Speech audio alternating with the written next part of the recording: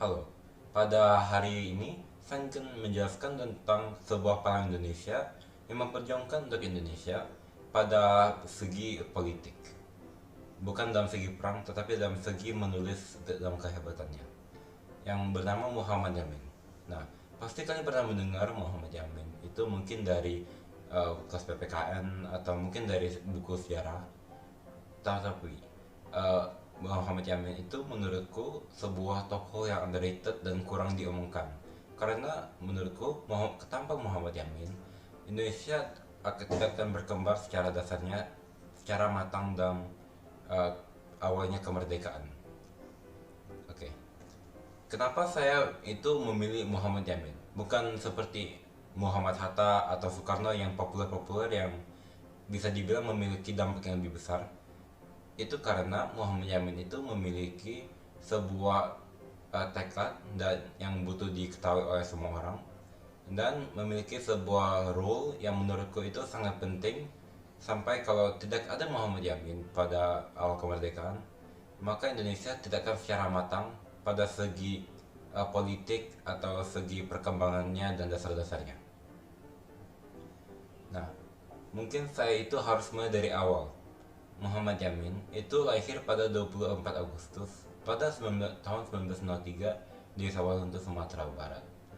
Dan mungkin bisa dipertanyakan, orang yang bisa ditulis, yang bisa menulis hal begitu bagus, itu mungkin memiliki edukasi yang baik. Dan itu benar, karena dia memiliki edukasi yang komplit.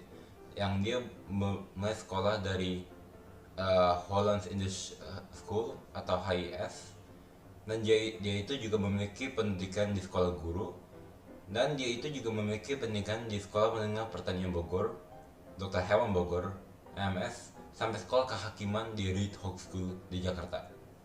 Sampai dia itu pergi ke Belanda untuk kuliah di Universitas Leiden. Dan dari ini bisa dilihat kalau dia memiliki edukasi orang Belanda, dan kalau dia itu dari mulai itu dia itu memiliki sudah bisa cukup pintar. Karena pada zaman itu pasti butuh cukup pintar untuk melakukan banyak edukasi dan sekolah, apalagi pada zaman penjajahannya. Nah, Muhammad Yamin itu saya bilang penting karena sebelum kemerdekaan Indonesia, dia itu sudah melakukan banyak sekali hal. Seperti dia itu mengikuti berbagai organisasi untuk memajukan kemerdekaan Indonesia, supaya Indonesia bisa berkembang dan sudah matang pada secara dunia politik pada kemerdekaannya. Seperti Jong Sumatera Bond, Indonesia Muda, Partindo, Volksrat, dan sampai BPUPK. Nah, karir Muhammad Yamin itu saya akan jelaskan dari dunia politik, karena dia itu paling mahir dalam dunia politik. Dan dia itu diangkat sebagai ketua Jong Sumatera Bond pada tahun 1926 sampai 1928. Dan akhirnya pada 1931 ya sampai dia memiliki role pada Partai Indonesia, tapi akhirnya itu partai itu dibubarkan. Ya akhirnya karir politiknya itu dia itu lanjut sampai Muhammad Yamin mendirikan Partai Gerakan Rakyat Indonesia sama Adam Malik, Willy Po, sama Amir Syarifuddin, tokoh pahlawan Indonesia yang lain. Nah, kenapa ini itu penting? Karena walaupun beberapa orang Indonesia atau tokoh pahlawan Indonesia itu bisa dilihat dari setelah Indonesia merdeka atau sebelum merdeka itu dari perang, tapi dia itu selalu bisa dibilang backgroundnya ya, karena tidak mungkin sering dilihat, tetapi dia itu sesuatu yang paling penting pada kemerdekaan Indonesia dan role-nya paling besar dalam dunia segi politik. Nah, mungkin bisa ditanyakan lagi, kenapa dia itu sangat penting? Kenapa dia memiliki role yang sangat besar walaupun dia ya bisa dibilang biasa aja? Dia ya mungkin memiliki role pada beberapa organisasi untuk kemerdekaan Indonesia, tetapi apa yang secara spesial? Nah, apa yang spesial itu?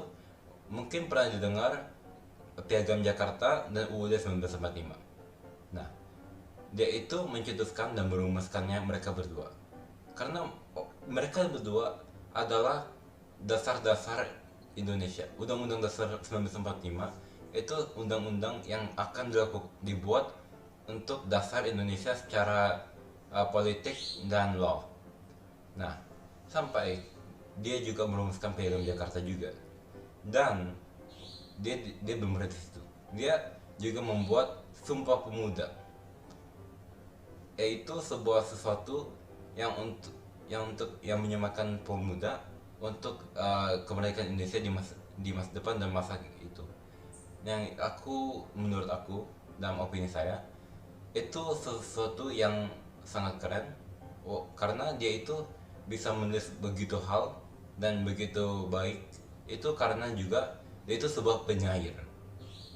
Nah, itu salah satu fakta yang paling terpenting dalam Muhammad Yamin yang tidak banyak dibicarakan, itu kalau dia itu sebuah penyair dan dia itu memiliki banyak karya sastra.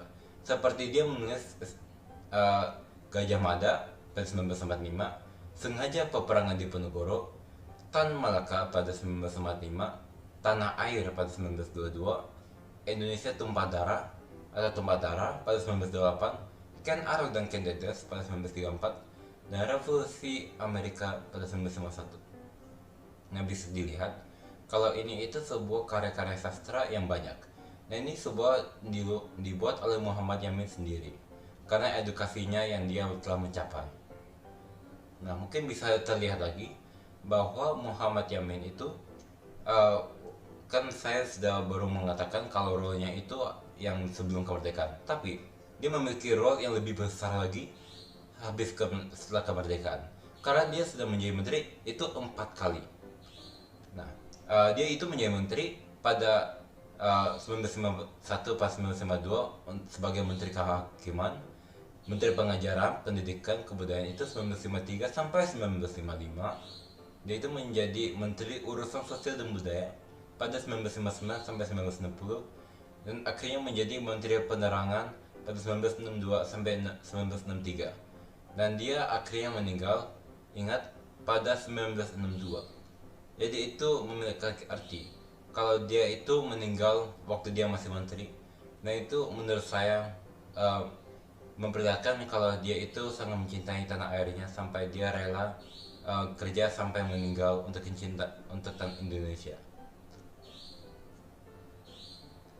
Nah, mungkin bisa ditanyakan kesimpulannya untuk semua video ini dan kenapa dia itu sangat penting untuk Indonesia. Dia itu memiliki perjuangan kepada Indonesia dan kemerdekaannya itu sungguh lebih baik dan sungguh sangat baik, sangat keren. Dan dia itu sampai menggunakan edukasinya yang telah dia mengalami dan talentanya untuk menulis semuanya untuk Indonesia, dasar-dasarnya dan banyak hal lagi, dan membuat Indonesia itu menjadi negara yang lebih makmur dalam segi sastra dan politik. Dan dalam opini saya, yang saya sudah bilang dari awal, Indonesia tidak akan menjadi sebuah negara yang sebagus ini pada awal kemerdekaan secara perkembangan dan struktur prinsip dalam segi politik juga. Nah, refleksi saya sebagai warga Indonesia itu kalau dari lihat Muhammad Yamin, kalau kita itu kalau mencintai tanah air, kita harus mengikuti pahlawan-pahlawan kita yang telah berjuang untuk kemerdekaan dan mempelajari dari mereka. Dan apa yang saya belajar dari Muhammad Yamin itu bahwa kita itu bisa menggunakan kapabilitas kita atau menggunakan edukasi kita atau talenta kita untuk memperjuangkan Indonesia menjadi negara yang jauh lebih baik, dan kita bisa menggunakannya untuk memperjuangkan Indonesia sebagai tanah air yang mungkin menjadi negara yang lebih baik. Karena kalau diperhatikan Muhammad Yamin dia itu meninggal pada 1992 di Sawah Lunto, Sumatera Barat, di tempat dia lahir. Kalau bisa dilihat itu artinya itu dia walaupun meninggal di Jakarta di tempat kerjanya, dia itu sangat cinta tempat yang dia lahir. Dia ingin dimakamkan di sana. Dan kita itu butuh memiliki prinsip yang sama seperti Muhammad Yamin. Kita harus mengingat kita dari mana lahir dan kita harus berjuang untuk itu. Itu adalah akhir video saya. Terima kasih telah mendengarkan saya dan Tuhan memberkati.